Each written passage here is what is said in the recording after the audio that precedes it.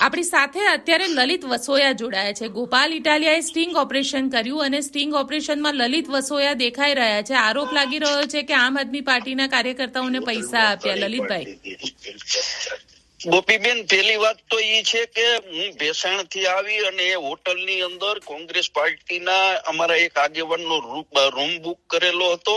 એમાં હું નાવા ધોવા માટે ગયો હતો.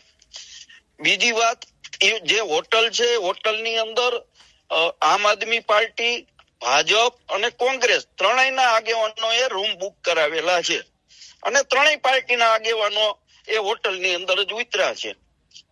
બીજી વાત, હોટલ ની અંદર હું આવતો કે જાતો દેખાવ એનો મતલબ સ્ટ્રિંગ ઓપરેશન લલિત વસોયાએ આ પૈસા આપ્યા છે કે એ નરી જૂઠ વાત છે. અને હું જે ભાઈ સ્ટ્રિંગ ઓપરેશન જેનું કરવામાં આવ્યું, જેના મારફત કરવામાં આવ્યું છે, એ ભાઈને હું ઓળખતો પણ નથી.